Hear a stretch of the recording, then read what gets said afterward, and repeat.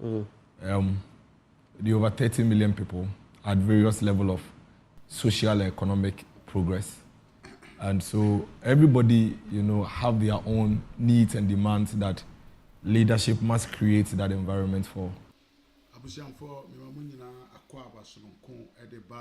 RAZ Media GH. So, maybe another episode of Miracle Sabuaji video on the Joy News presenter, Kingston Lally or whatever they call his name.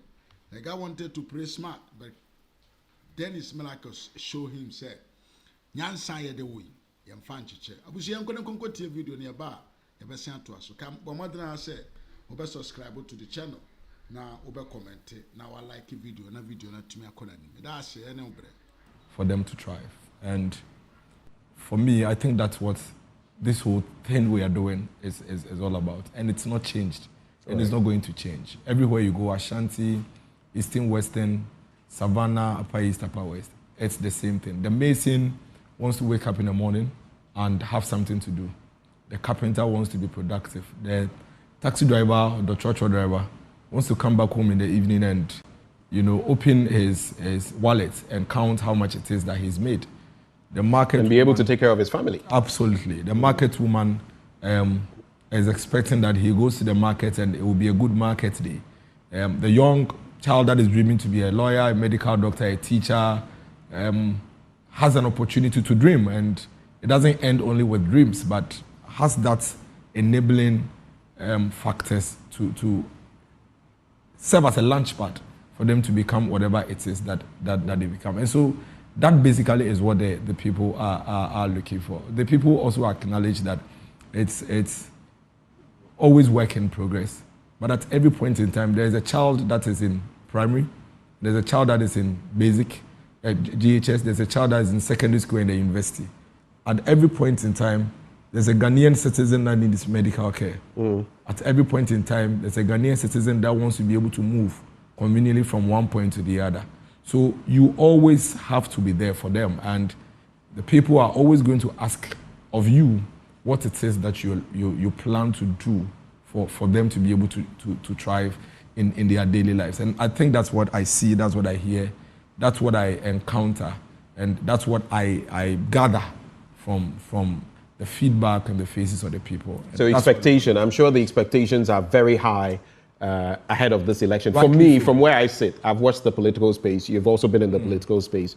I don't know what you see, but I feel that this election is the one with the highest expectations, because I feel the 2016 election had some high expectations because of the change we expected and everything. But I feel in this election, the expectations are even higher, because I speak to a lot of Ghanaians, just as I'm sure you do, and there's so much. They feel the Fourth Republic hasn't served as much as it ought to. So people are very expectant, and that's why there's also the rhetoric that careful what you promise. Both sides, because now the people are no.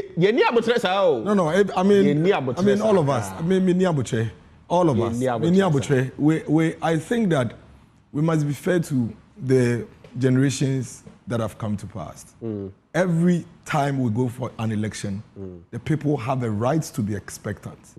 Because the reason why they are going to the polls is to vote for a leader that will be there for them.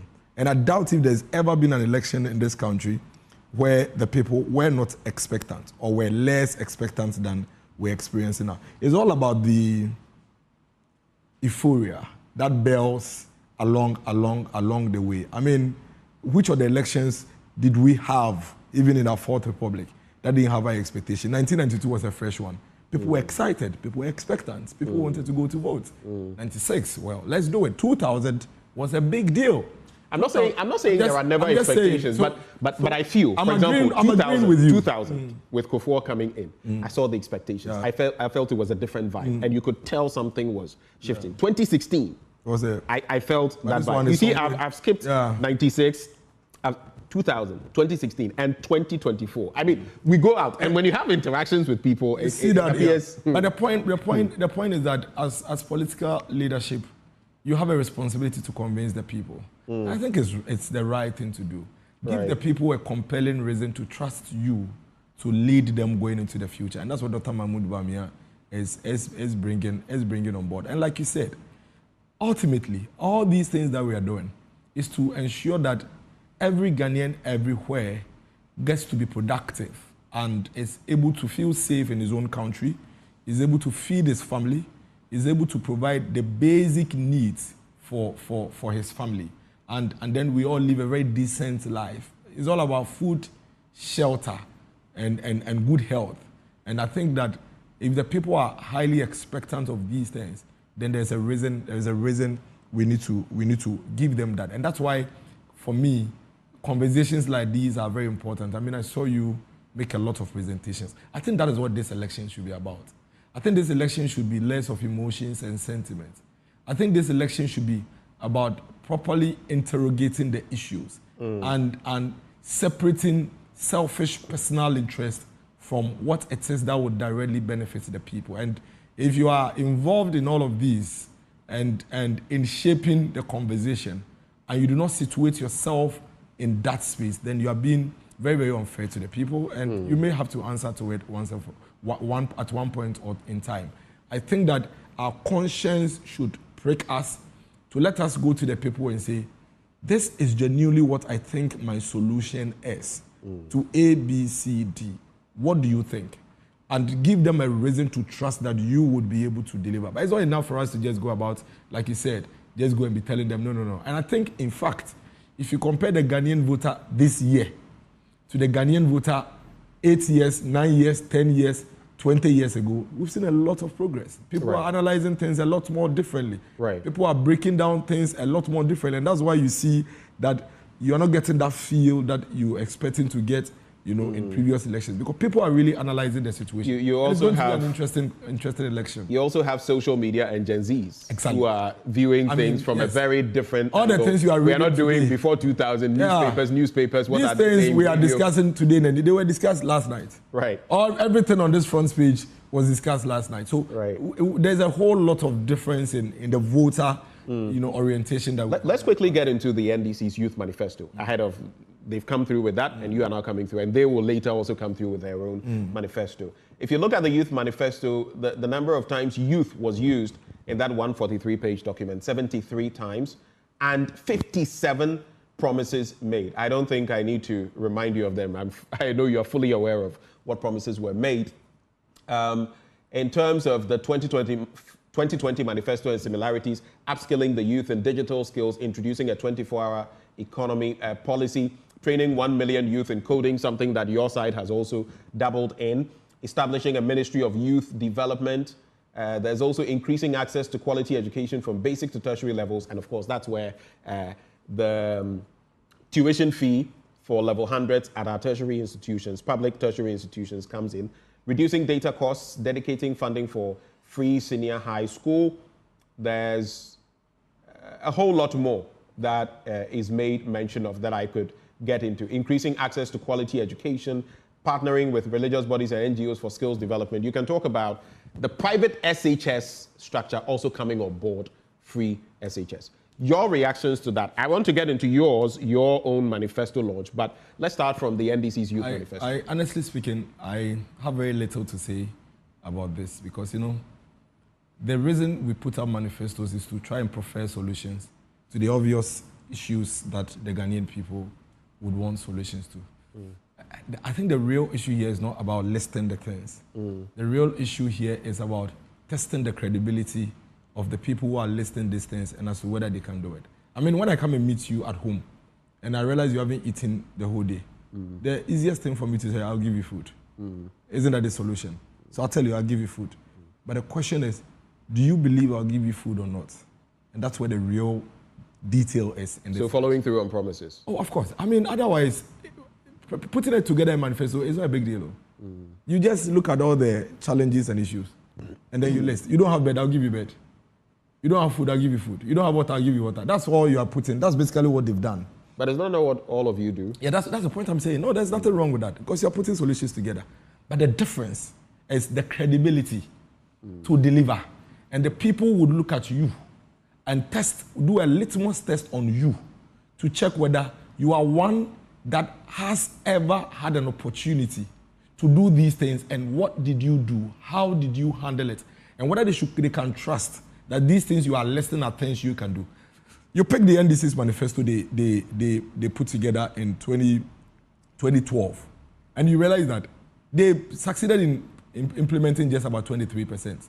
That's what they did, 23%. So if you bring me a manifesto in 2024 and you list 76 policies, I'm going to pick what you did when you came to me some time ago. And I gave you an opportunity to come and lead me and see whether the things you told me you would do, you actually did them.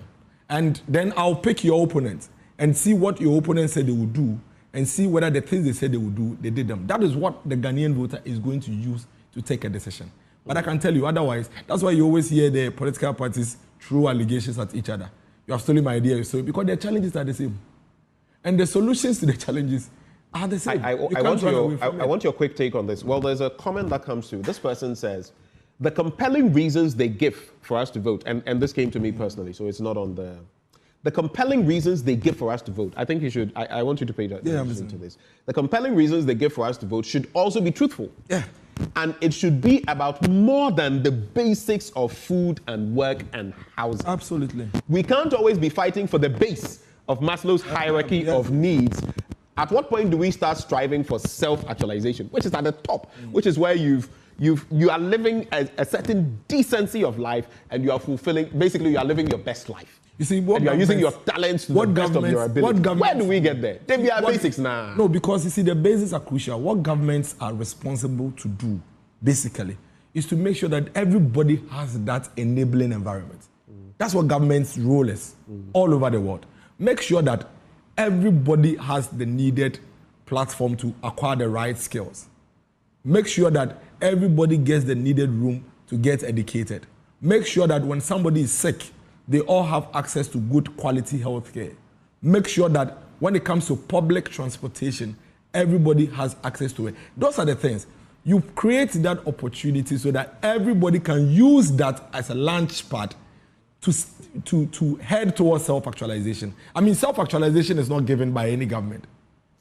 You would have to make sure that the enabling environment... And that's exactly what I was about to say. No, nobody. Create the environment. Exactly. And allow people, make it possible. So if someone doesn't get there, you can say, this person decided... That is why you can't run away from the basics. Because the basics is basically what the launch pad is. The basics, food, shelter, good health, access to... I think the point the person is making is that we've been at the basics for so long. But we are not... Government in... Tell me one country that has... This will be our eighth election. Tell me one country that has... Within this cycle. Tell me one government that has left there. The U.S. is still campaigning on health insurance. The U.S. is campaigning on accommodation, real estate. I think when you say those, you must look at it's like saying, oh, the U.S. inflation is this. No, but it's always context. No, but you are telling me... No. You are telling me that... How many of them are in those situations? Asking you for and what is the quality of it? I'm asking for an example. Oh, you see, but I can always point you to the Scandinavian nations, which are always, when it comes to human development index, quality of life. It's the basics. It doesn't change. They are always high up. What do they use? No, it's the same thing. It's health, education, accommodation. Those are the things. How have they got to that level? But within what period? You see, I am with you. Don't make it look like we're debating. I am with you. I am saying that no government moves away from the basics. That is your job. So we shouldn't give them good roads, give them electricity, give them access to internet, give them access to food, give them good health, give them education. That is government's job. And those are the basics.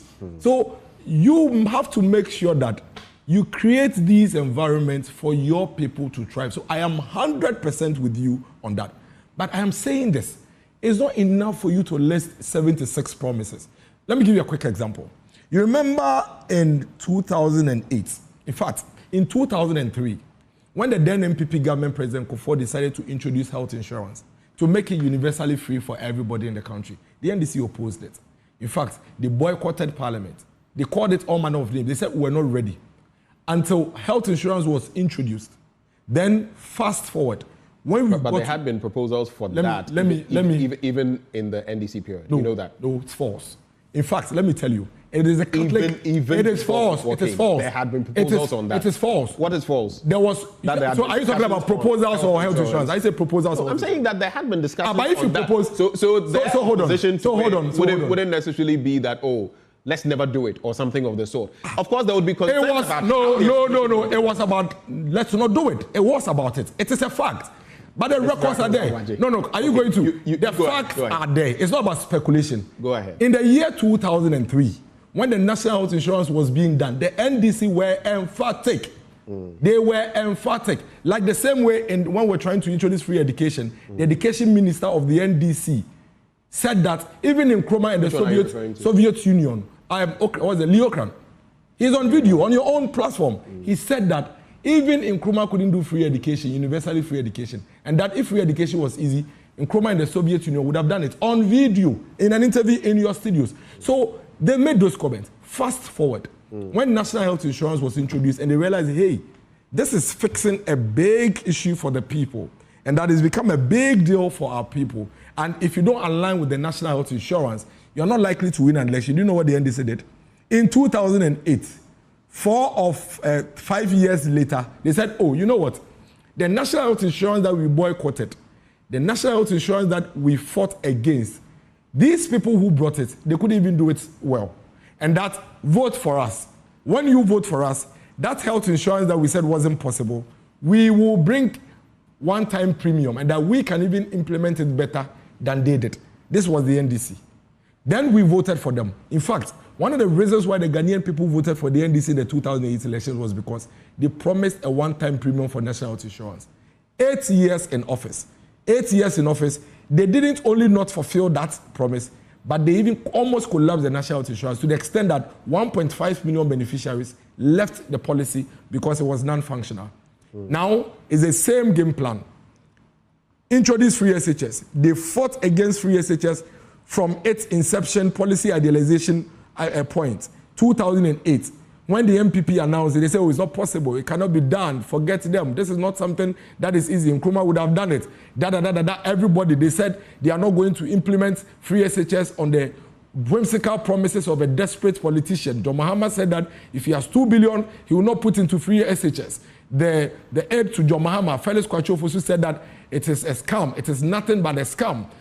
Fifi Kwete said it is an all-lie-be-lie policy. This same group. Now, 8 years down the line, they sit down and realize that these guys brought universal access to health. They brought proper FQ under President Kufuor when he made capitation possible at the basic level. They have brought free senior high school, which has led to over 5.7 million Ghanaians, 5.7 million homes getting access to higher education. Now, the Ghanaian people are very interested in this. If we don't find a way to align with this, we are going to be in trouble. So they said that, aside all the things we said against the free senior high school, we have an election to win. Let's tell them what they want to hear. You know what, Ghana? The free SHS that we fought against, these people who brought it, they couldn't even do it well. Vote for us. Even though we fought against it, we can implement the thing that we fought against better than the people who brought the idea. So vote for us.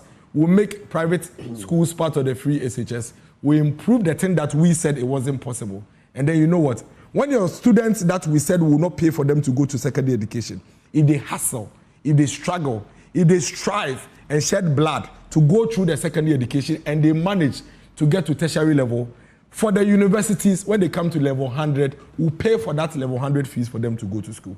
Forget about those who will go to the colleges of education. We'll cancel their college allowance because they don't matter. Forget about the nursing colleges. We'll cancel it because they don't matter. The polytechnics are not part of it. But for those who come to the university, we love them so much. So we'll the bottom line, hold on. What? We'll pay for their level 100 education. When they finish, whatever happens to them at level 200, it doesn't matter. The bottom line is that it is the same gameplay that the NDC played the entire country in 2008 with the National Health Insurance that they are doing now. They have noticed that education is crucial and it's at the heart of the Ghanaian populace. They have berated it, they have fought against it. In fact, at some point, they fought the beneficiaries of free SHS and the teachers. We could say that it's a game that by calling them. No, we don't have such records. We don't have such record, and that is why this morning. No. See, as the MPP. So don't say it's the same. It in different something ways, that is the same cannot be different. Education too. But let me. Hold on. No. Something that is the same. Let me make this point. Something that is the same cannot be different. So you cannot tell me that we play the same and say we do it differently. We are not like them. We have no such record. Right. You cannot point me to a single evidence of this gameplay that I've pointed to the NDC of we doing it. And that is why even this morning, I'm not sitting here telling you that making level 100 tertiary education free is not possible. I think it is. I think it's something that can be done. I think that if you've been able to pay for these children to go through secondary education, then if you are committed, like the MPP was committed, and give them free quality secondary education, then you can take them through tertiary, not just level 100 education, but even the entire tertiary education. And that is why, for us, we believe that at least, if not for anything at all, those who are in the colleges of education, the nursing colleges, should continuously benefit from the safety net, social safety net of having allowances to go through the education, whilst we work on the other aspects. So we believe in that. But the biggest point now is, do you think Ghanaians believe John Mahama and the NDC to do this based on their record they have in the past? Is a big no. Well, you asked me for one. We can talk about schools under trees and what the former, the vice president said. Do you know how many of those schools under trees we saw? But do you understand what we are saying? Was there anything about school under trees that we fought? Did the NDC say they are going to fix school under trees? I'm talking about promises made. No. That is not. So you see, don't think that is not the argument. The argument is about a political party, NDC, saying that a policy is not possible, only for them to turn around and say, now the thing we said is not possible, we can do it. In any case, so it is not true. What you are saying is not correct. In any case, it's not about correct. No, but it's not correct. It's the fact. It's not correct. It is not about incorrect. What you are saying is not related to the scenario we are discussing. It's not correct. You may put it in that context, but, but it is correct that promises were made. Yeah, promises were made. So we can go through that, of course. But let me, we said we brought a manifesto that we've done 80%. Relax. So what you are saying is not true. Let me say this. That is not related to the point we are making. Calm down. No, we are calm. We're having a conversation. Why not? Because I can, we can. If you make a point that is not true. I'm trying to be calm with you this morning. No. If you take it there, you know how we do. No. You made a point that is not correct. I am at liberty to point it out. It is not incorrect. It is incorrect. But let me make this point. Yeah, I'm listening. Is it not only a fool, as the philosophers will say, who never changes his mind? Let's say that all that you've said, education, is true, right? Granted, let's say that. If, whether MPP or NDC, the opposition says something, and you feel, okay, they came and they've actually executed this. I was wrong in thinking that maybe it wasn't as feasible as I thought. But they have executed it to a certain level. And I feel, honestly, if you've done this, I think I could actually take it a notch higher. Is that wrong? No, there is nothing wrong. But the point is that, you see, the issue is... but you keep going on, Fifi Fiabikwete said this and all of that, which I agree with you. Hold on. No, relax. Whatever they said doesn't mean that the person cannot come back. I have told you that we can do it better. I have told you that there is nothing wrong. But you see, again, I have told you that it is about trust and integrity and credibility. Because if you are known to be a liar, if you are known to be one that doesn't stick to your promises, if you are known to be one that has evidence, record of not sticking to your promises, that is what the Ghanaian people use to judge you and measure you. So I gave you a specific scenario. You see, you don't allow, there's a saying in Tree, you don't allow somebody to step on your balls twice. It's early morning, the children are in school. You know the way they say. You could have used gonads instead of... No, so that you know what I'm talking about. It's like we can't use those. So we've seen it before. Those terms. We've seen it before. So you see, it is all about making the promises. There's nothing wrong. And I have told you that I don't see any of the things in the NDC manifesto that cannot be done. Each of them are possible because we believe in possibilities. These are things that go to confront the challenges of the country. But the Ghanaian people do not trust them to deliver. Because in the past, trust you. Of course, because we have records. They trust the MPP. Why not? Why not? You look at the status of our economy. You look at 1D, 1F and this execution. You look at one village, one dam, the 1 million per constituency. So there's something called the execution of free SHS. Yes. Brilliant policy. I've always had my problems with part of it. So there's something but that trust you. That is why you are going into an election. The reason why you go to better than the NDC. The reason why you go to the ballot is because you have to make a choice between one person and the other person in a human society. Right. So definitely, that's why I say our manifesto, we've done just about 80%. So there are 20% of our manifesto that we haven't been able to fulfill. You've done 80%? Yes. According to what survey? There is there, but go and look at it. I've given you the figure. According to what survey? We have run an analysis of our manifesto. You have it. You are a journalist. The MPP. Yeah. You have the manifesto. Run the analysis. That's exactly why I'm asking. No, run it. Yes, 80%. This is you. No. You are saying this. See, it's like looking at the performance tracker. Be fair. It's like looking at the performance tracker. You know how many problems we've found? Can I speak? How many? I allow you to speak a lot, so let me also speak.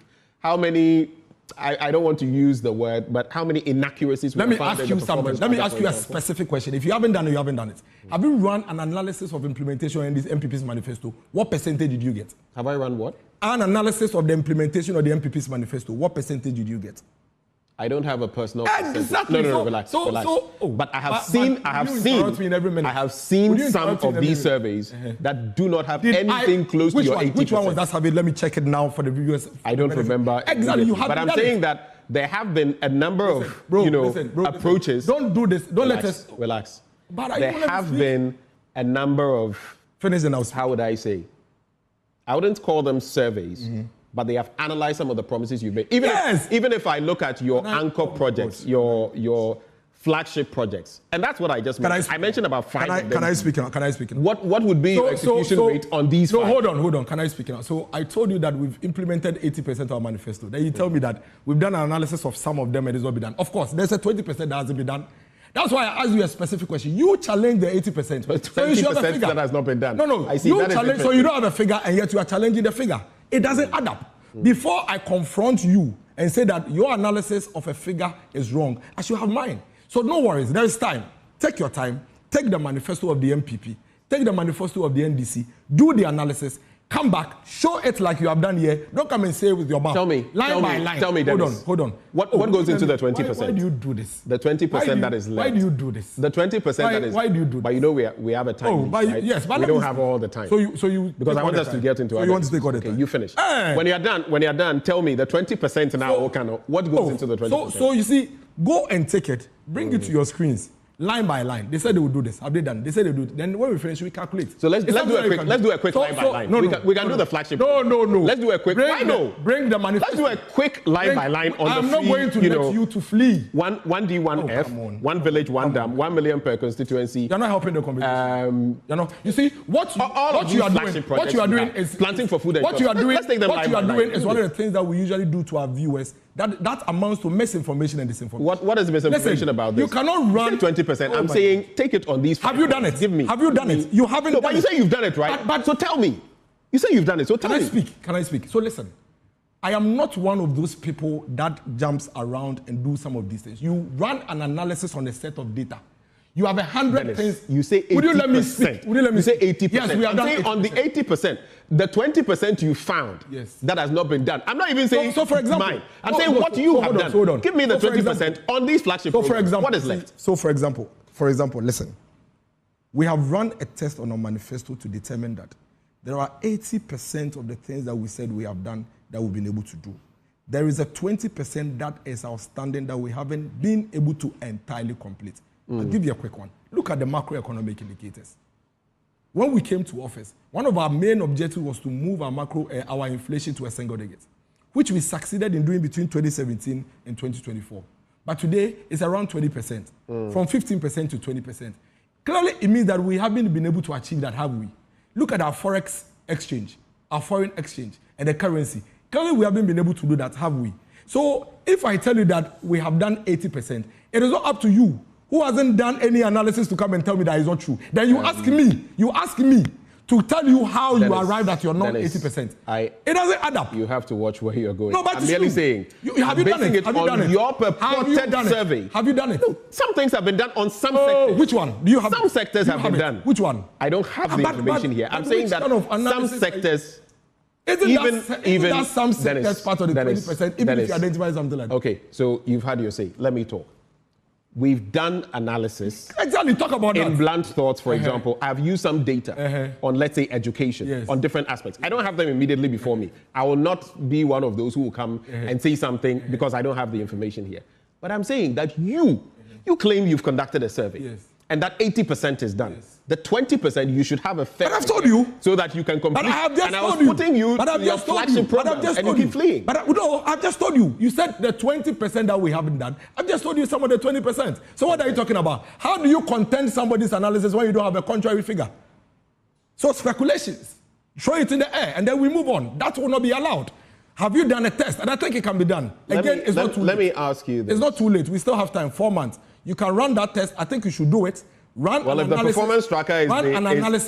performance tracker is what because I believe the performance tracker then should be a key point to analyze what you've done and what you've not done, right? Yes, absolutely. And if that is the standard, so you agree that that gives us pure evidence. Why not?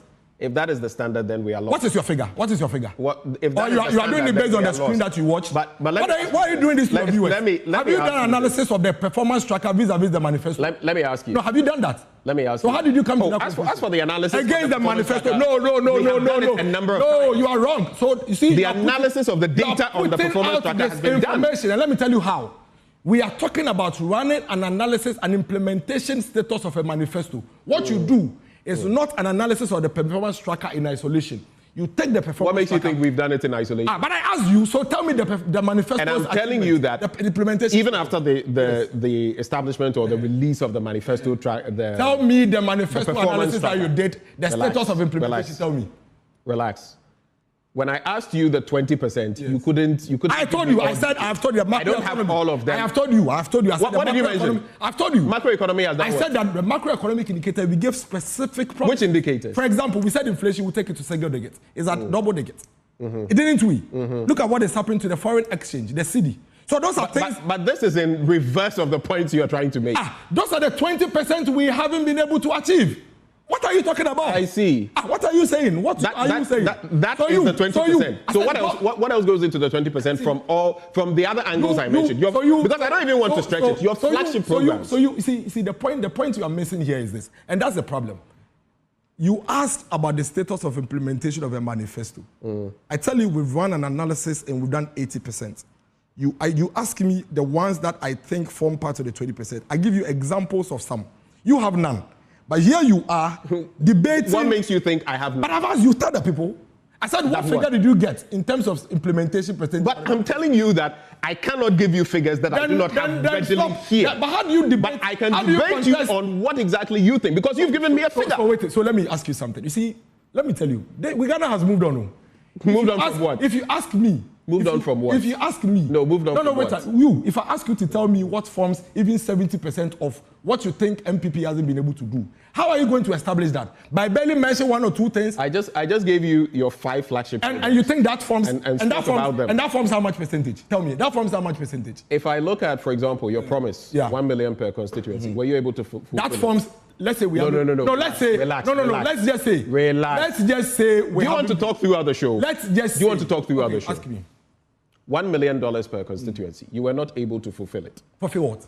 You were not able to give the $1 million. No, we're not able to fulfill it. When you say we are not, that's false. You were not able to give $1 million to every constituency. That is not true. That's false. What did you do? So we actually sent the $1 million to every constituency. And there are yes, in 2018. When? In 2018 and 2019. And what happened? No, so you see, so what you are saying is not true. So you know what you should say? You said that you would stop disinforming your throughout the period. You would give $1 million per constituency. But you are saying that you couldn't fulfill it. Fine. Did you fulfill it throughout the period? So that is where you didn't. So listen to me. There is a shortfall. That is where the percentage of implementation comes in. And even the $1 million. Stop misinforming your viewers. In fact, the ambulance that is where. $1 million. What do we have to show for it? What do we have to show forward? For what? What $1 million. What was it? People are watching you. I'm telling you that. What was it used for? If somebody wants to implement a project and says that I will do A, B, C, D, and you want to measure the percentage of implementation, you don't say that they didn't do it. You look at what they have done and measure it against the whole. Okay, so then you know the percentage. You did a year or two out of what? 8 years. A year or two of what? A year or two of what? You said you sent $1 million. You said that we didn't do it. You said that we didn't. You said that. And if I'm not the execution. No, the point is, I do remember some ambulance issues. You do remember, but yes, you said we didn't do it. Listen, but yes, you said we didn't do it. The point is, I used to like. So you would have done. You said you would give $1 million per constituency every year. Have you been able to execute? That is where the percentage of implementation that I keep asking you about. Okay, so that is. So don't come and stand on. You look at. And tell the viewers that they didn't do it. When you know that some of it obviously you didn't. And then but then let me ask you. Let me take you to this. Take me. Now, if you go to planting for food and jobs, for example, and the food security you said you would create, even after Dr. Efri Akoto had left. Yeah. And now we have Dr. Brian Echampo. Have you achieved that? Achieve what? Food security, ensuring that we have enough on all fronts. We've made progress. Do you know how much import of rice that we have cut over the period? And we are producing it locally. I do know that. Exactly. It's about what, 30-something percent. So but at the same time, our consumption has increased. So again, there is a percentage of success, and that is why I keep bringing. But no one has anyone said here that in all of these areas there is no success at all. I will not allow you. Has anyone said I will not allow you to run away from the issue. No. But have I said that there is no success on any front at all? The fundamental debate here is that it is your 80% I'm questioning. Of course. Not that there is no success at all. Of course, it is 80. So how are you arriving? What is your figure? What? And immediately 80 is mentioned. It means that there's a certain percentage that hasn't been done.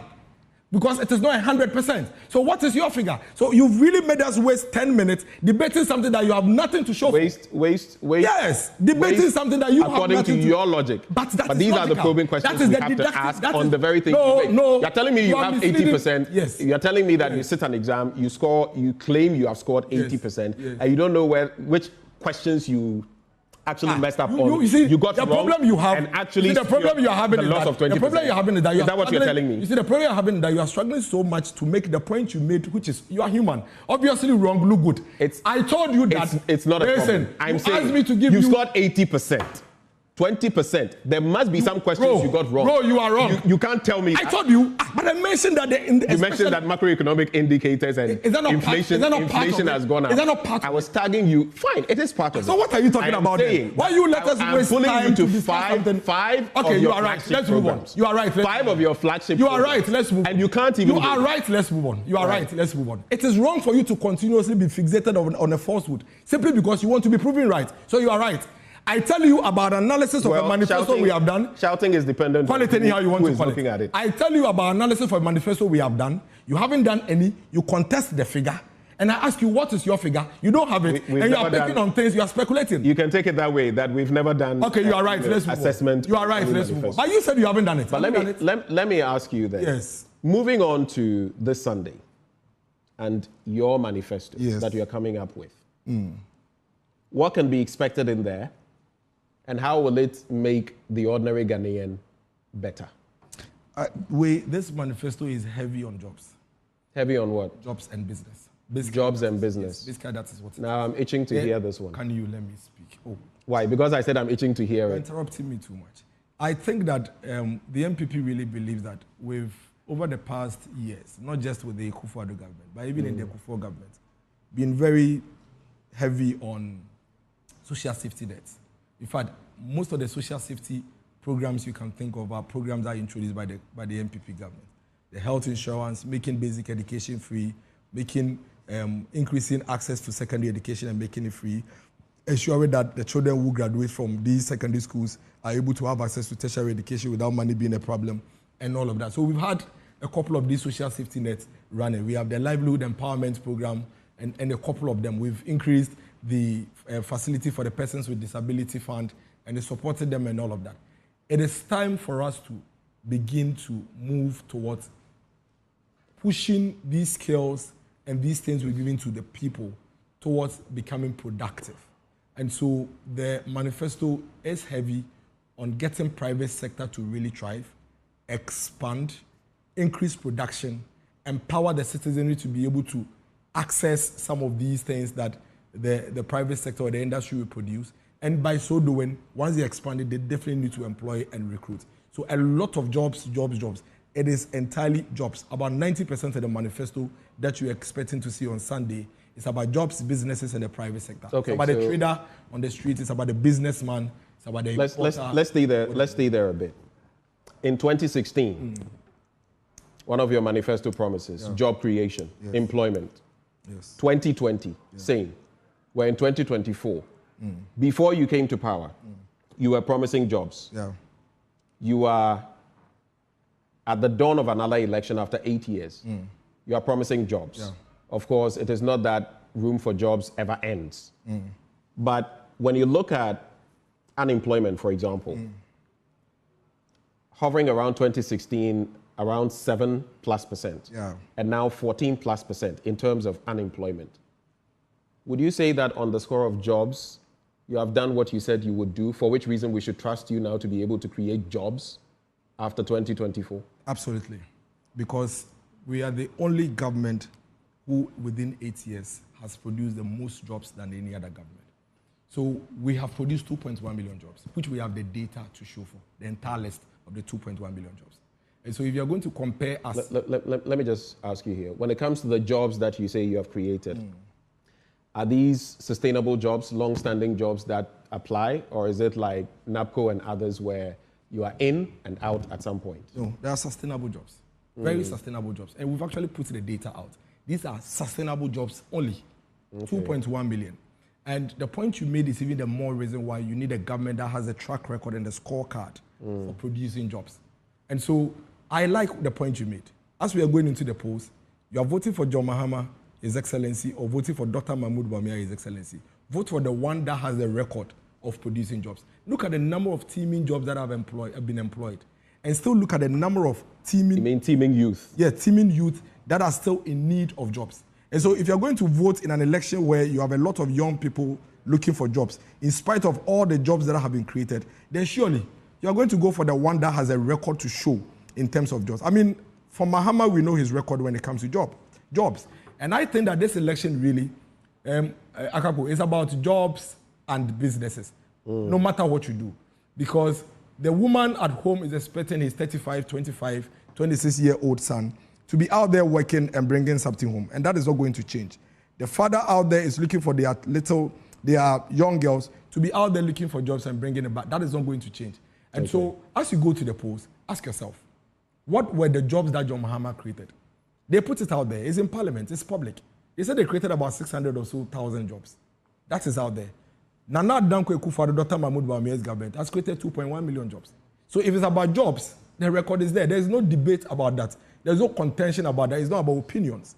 It's about who has a record to create jobs. And if even after creating 2.1 million jobs, we have a lot more young people who are ready and willing to work, then it tells you that we need to do more. And that is why we are saying that we are going to scale up even more in terms of what we've done in the past 8 years to ensure that the teeming young people who are yet, because you see, in job creation... How are you going to do it? Yeah, because in job creation, it's a value Because chain. of time. We have about 5 minutes. How are you going to do it? The job creation is a whole value chain. You need to first of all make sure that they are skilled. You give them the right skills. Right. So currently we have about 11 automobile companies in Ghana, actually assembling vehicles in Ghana.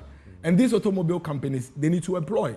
But are young people ready? And that is why we've invested so much in TVET, modernizing it and making sure that these young people are able to get out and get into these automobiles. Those 11 that you mentioned and the automobile industry, do you have any idea how many young people, for example, they would need to facilitate their work? Oh, yes. I mean, the last time I checked, within that sector alone, they're looking to close to about 13 to 14,000 young people that needs to be working there. And you know, when it comes to these setups, they scale up as they move along. And we need to be ready to fill that space. Because if we don't, other people are going to fill it. About 1 million plus jobs are going to be created in the digital space. No doubt about that. Because now the enabling environment is created. The coders and others. I mean, of course. I see. When you go to India, there are millions of Indian young people who are working for European and Asian companies. That is trite knowledge. India has exactly. its economy exactly. So that is where we're striving to get to. But you know what India has done over the decades to get to that point, which is why they even have so many CEOs. That is the main reason why. That is the main reason why when you hear a political leader that John Mahama tell you that giving tablets to children is a vote buying gimmick, you should hoot at him. Because India ensured that the KG child, the class 1 child, at least you let her be holding it and playing with it and doing nothing and get confident with it. We have done it. We have started it. We are working on it. Today, if you go to Accra... Regardless of what it costs, right? Of course, because that is the investment we have to make. Did you say regardless of what it costs? And you're saying yes. Yes, you have to spend and invest in it.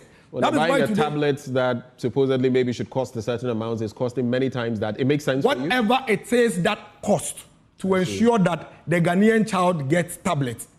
The Ghanaian child gets tablet. Because I don't know what you are talking about. I don't know where you got your invoices. I'm sure you will not know. No, did you get the invoices from anywhere? One of your speculations. You wouldn't know. It's one of your speculations, or you got the invoices. What speculations? We've done a lot of deliberations on this. Don't let us digress. I'm sure you know exactly. I don't know. It's one of your speculations. In India, they invested in these young people without thinking that when you live in a village, you cannot have a tablet, or when you live in the city center, or you must be an affluent before you get a tablet. And that's why we have started. That is why today you go to Dome Kwabeja, and we are introducing KGs. So that's how you are creating jobs. KGs that are using tablet and smart boards in their classroom. So the 1 million jobs will be created. Dr. Mahmoud Bawumia has already indicated about how he's bringing private sector into the delivery of public infrastructure. That strategy alone is going to free government of over 30 billion, give it to the private sector to expand and grow. What it means is that as these businesses are expanding, they will need more hands and they will need to employ more people. Don't forget, one of the only ways these people would have expansion and do more is when the Ghanaian people are consuming. So he says that let's create an environment where the Ghanaian people will have the ability to afford these things and consume. So these businesses can employ more and do more. And so he says, can we begin to, looking at all the things we've achieved and in our digital space, introduce a credit scoring system so that you don't need cash and carry all the time to be able to access the basic things you need. So you can go and buy your TV, you can go and buy your mattress, Dennis, you can go and buy your sofa. Thank you on that point. A lot more people can access these things, and the businesses will have a reason to. I'm sure the Ghanaian population, as they go and vote, they will determine, like you said, what is truth and what is fiction, and whether in fact you can do what you claim you're doing on the back of your track record. And we're actually saying that jobs. We're actually saying that they should use that as let me just say this though. On the back about, even as we approach election 2024, some of the commentary, and I'm going to Brian Achampong and Malik Basintale and everything in between. On 3 occasions now, the Agric Minister has gone down this road talking about willy-nilly, we're going to take power, there's nothing you can do about it. Monkwa Shipo. What does that mean for our elections? Especially as we are trying to secure peace. That kind of rhetoric. Of course, you must know that the National Peace Council has waded into the matter, the Ghana Catholic Bishops' Conference, people of goodwill. Do we need to put a stop to that kind of conversation? I don't know whether you're quoting Brother Champo or you are... I quoted him. You saw me quote him on Blunt Thoughts. You are fully aware of what he said. I don't need to quote him again. But what you are saying now isn't exactly what he said. That's what I'm saying, whether you are quoting But I'm sure you know that I'm paraphrasing. Okay. Yes. So, Mamon Kwashipo, he said. But Latobika said, Kwashipo, what does that mean? Okay, let me quote him then. Yeah. Since you want to play that game. No, it's not playing. I mean, we are having a discussion. Let me. I like to interrogate the issues and not, go around it. So this is precisely what Brian Achampong says. He says, it will never happen that we, the MPP, will stand on the platform to hand over power to the NDC. What does that mean to you? Democratically, what does that mean to you? What that means to me is that this morning when I leave here, I'm going straight to the central region to do some work before I hit Takrade. It means that we are going to work. We are never going to allow ourselves to sleep for us to lose the elections and hand over to the NDC. Okay. That's what that means. If the NDC dares to resort to threats, violence, and imprudence during the 2024 election, we will demonstrate our strength. What strength? Yeah, but why? So if you dare to use violence, why shouldn't I demonstrate my strength? I should sit down for you. So using your strength would mean what? I would face you anyhow you bring it to me. Okay. Why is that a problem? So violence will be met with violence? No, I mean saying that, I said anyhow I can deal with it. Will violence be met with violence? We are not violent. I see. The MPP doesn't have a record of being violent. But there are so many ways to contain a violent person. So many ways. Like so what? many ways. Like what Malik Basintale said. There are so many ways to contain him. And words like Malik Basintale, the things he said, based on his own understanding of what Brian Achampong said, is what is dangerous. Because Brian Achampong never used any way of burning anywhere of saying that he's going to destroy anybody's hotel. And as if you can burn the sea, you should do it. Nobody will be bothered about that. But you are burning somebody's hotel, or you won't read what Malik said. The point I'm making here is that what Brian Achampong said, there was not a single element of violence from Brian Achampong. He said, don't dare to use violence. Why are you not interrogating that and saying, who is it that intends to use violence? And tell the other person, we beg you, don't use violence. The wording he is using. What wording? And including what Malik also says. I have a message for him. If the people vote for John Mahama and your MPs, if he's truly a man, let him refuse to hand over power, and he will see what happens. But why you don't? When iron meets iron, you will see fire. That rhetoric, you're okay with it from different sides. Say anywhere that if John Mahama wins the election, did he say anywhere in the statement? That when he says we'll never hand over power to these people, your interpretation is that if John Mahama wins, you won't give power to. But when the former president said, for example, that it doesn't lie in the president, the current president, or anybody to determine whether power will be handed over or not, and that it is the electorate who will determine that. How can you say that he will not hand over power where was if the people decide that way? Did he say that he will never hand over power? Is that what he said? Or you are interpreting? You just quoted the person and you are using another word. This is what he said. Yes. It will never happen that we, the MPP, will stand on the platform to hand over power to the MPP. Because we are going to work. Because we are going to campaign. I slept last night at 3 a.m. Kingsley called me. I am here at 8 a.m. We are never going to relent on our efforts to make sure that we do everything we have to do, put in the work, and win. That is why even though I slept at 3 a.m., this morning I'm going to Cape Coast. From Cape Coast, I go to the manifesto lunch, and then I come back to Accra. We are putting the energy. The only way we are going to lose the elections are in 2 ways. 1, we fail to deliver on what the Ghanaian people are expecting of us. And 2, we fail to canvass and sell what we have done and achieved as a people. And that will never happen. We are going to make sure these 2 things are properly covered. And we'll make sure as I take your final comments, right? I just wanted to refer you to this article from the 26th of April 2000. Government must accept useful minority suggestions. That's according to Dr. Kwame Addo-Kufuor, brother of former President Kufuor, and MP then for Manhyia. And he said that he had noted that billions of cedis and energy had been wasted on the single national health insurance scheme, and it could have been saved if the government had not brushed aside the minority suggestion in 1997 that such a scheme was not viable. What's your point? Billions of cedis claimed to have been wasted on the national health insurance. So what's your point? Scheme. What's your point? You said that it had never been contemplated before that time, and the NDC had not executed anything. But Akapo, why are you doing this to yourself? I'm taking you to 1997. Why are you doing this to yourself? What am I doing? Why are you doing this to yourself? What am I doing? Let me tell you for a fact on your show. Until 2003, there was only what we call community mutual schemes. In just about 6 or 7 So what was Dr. Addo-Kufuor? So you see, so you should go and ask Dr. Addo-Kufuor. I should go and ask Dr. No, but Dr. Addo-Kufuor is not Ghana. Dr. Addo-Kufuor, for example, you was Dr. Addo-Kufuor a prominent member of the NPP? No, you just sat here this morning to put out things that are not facts. So if that is according published, to you, according to you, yes, according to me. So if that is published online, and 20 years later, your children go to read, it makes it facts. The fact of the matter is that there was not a single national health insurance in this country. It was community-based, facilitated by the Catholic Church.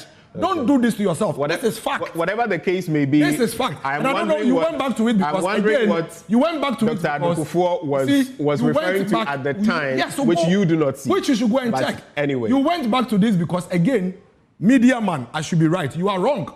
There was not a single I don't have to be right. run. Maybe you have to do that as so a let me put it on record, and you have researchers. There was not a single state-run national health insurance scheme in Ghana until 2003. That is fact. Everybody watching us at home can watch it, and you are wrong.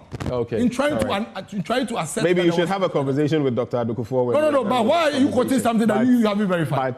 You are quoting something you haven't verified. Dr. Addo-Kufuor said it. So do you believe it? A member of your party. Do you believe it? A member of your party. So is it true? You are a media man to educate the people. What you are quoting, is it true?